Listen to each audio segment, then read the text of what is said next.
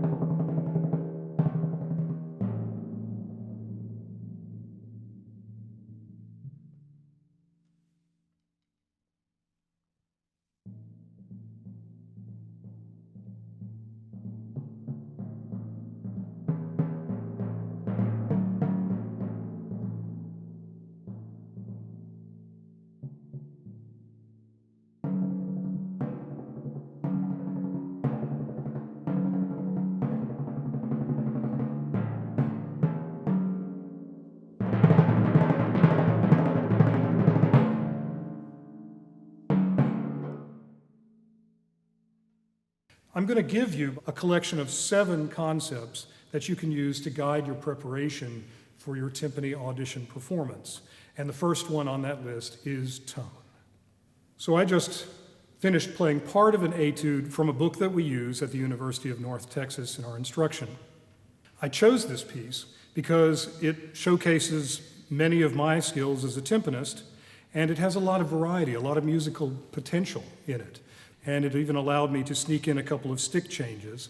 I will say that it's not about choosing the most difficult piece. Much more important to choose a piece you can play well than a piece that is very difficult that you don't play so well. So take some time, really do some thinking about it. Now, the piece that I chose allowed me first to explore tone quality on the timpani. And tone is a very important thing for the concert timpanist. Tone is what allows you to produce the greatest sound from the instrument and the greatest variety of sounds. The first place to start when we talk about tone is on the choice of the stick. I started with these sticks, which have a fair amount of felt on them, and there's some articulation, but as I got into performing the piece, I found that it wasn't as articulate as I wanted it to be. I went to a much harder stick, thinking, well, maybe that would be the best choice. Well, obviously, these sticks are very hard, and they lack some of the beauty that I might be seeking. I ended up deciding to use these, which, by the way, is a number JMG number 2. They have a lot of articulation, but they also have a lot of resonance, and resonance is what makes the drum sound beautiful. The other thing that's most important when you're producing tone is the kind of stroke that you use. In the time you have to prepare for your audition, work to get a more fluid motion, a more relaxed motion, because that will allow the drum to sing more. So the second item on my list that you'll see at the end of this video is pitch. So this can be one of the most challenging aspects of your timpani audition performance. I would say spend some time thinking about and working on the tuning of the timpani. It's very common that I hear people come in and they play fairly well rhythmically, and maybe even their tone is not too bad, but they haven't spent quite enough time thinking about tuning on the timpani. Now, the piece that I chose for you today, again, didn't involve any pitch changes. I chose pitches that made the drums sound good, and I think that's perfectly fine. You don't have to choose a piece that has lots of tuning changes unless you happen to be very good at that, and then I would say that would be a wise choice for you. Every pitch that we play is a combination usually on the drums, and that means that it's either a harmony, a chord, or a melody, a series of pitches in an order. So my advice to you is, when you choose your etude for your audition, play it first on a keyboard instrument. Now, I tend to think of all tunings as harmonic structures, but it's a good idea to have a melody in your mind too. Now, this one automatically evokes maybe You Are My Sunshine, or it could be the Bells of London Tower.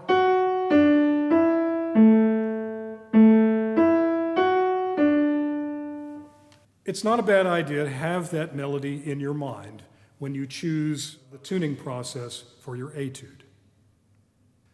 So now I can just show you the pitches that you've already heard on the timpani, but I can play these same melodies, which is a good way of checking your pitches. So.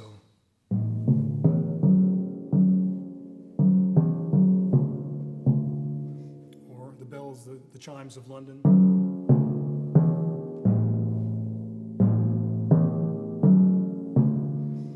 This allows me to really hear all the drums together, and if they sound connected, if they sound lovely together. I will say one thing, this piece has the interval of a fifth in the tuning, and it's always a good idea to check your fifth, no matter what etude you've chosen, to make sure the fifth is in tune. If the fifth is in tune, everything else will sound okay. These are my guidelines for the pitch. Spend some time with it, play it on a keyboard, and then bring it to the timpani. So the next word on my list is rhythm. You're auditioning as a percussionist for the University of North Texas, so the rhythms you play on timpani should be equally as accurate as they are on snare drum and keyboard. My advice when practicing this aspect of your etude is to move away from the timpani, go to a practice pad, and learn all of the rhythms of your etude on a practice pad. You don't have to worry about touch, you don't have to worry about pitch, you don't have to worry about the logistics of playing a fairly large musical instrument. Make sure that you practice slowly in the beginning and work up so that the rhythms are all comfortable. That's the most important ingredient in all of this, is to be comfortable. A word that relates to that, that's also on this list, is the word accuracy. This is where having a good teacher and a good recording device can really be helpful. Record yourself when you practice, and then be sure to play it for somebody that you consider to be an authority. And that teacher should be able to tell you if you're doing anything that is maybe not quite accurate. Another aspect that relates to these two words, rhythm and accuracy, is your choice of stickings.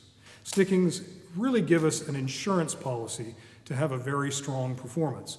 My advice is play each passage individually and work on getting the best sticking that is clear, gives you good articulations, but is also very predictable and comfortable. Dynamics is the next word that I have on this list, and dynamics are where the real musicality begins to take shape. My advice with this is to develop a good sense of what a forte is, as is different than a fortissimo, and work on getting a good piano dynamic as opposed to a pianissimo dynamic. These are very subtle differences, but they can really mean everything in making your performance more interesting to listen to and getting closer to what the composer had in mind. The seventh concept is musicality. Think about what you're saying with the music. It's a good idea to sing the music away from the instrument, put the sticks down, sing through it, and really get a sense of what the music is wanting to say through your voice. And then bringing that performance, that method of singing to the drums, you have the greatest opportunity to produce a very musical performance that's going to guarantee you a very good response from the audition committee. The last thought is this.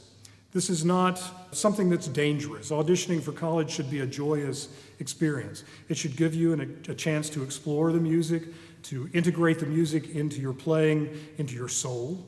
and to feel really good about what you do with these instruments. If you like it, it's very likely that we will also like it. Again, I'll repeat what I said in the beginning. It doesn't have to be perfect. It just has to be the best possible example of how you make music. I look forward to seeing you at the University of North Texas in the very near future, and all the best as you prepare for your audition.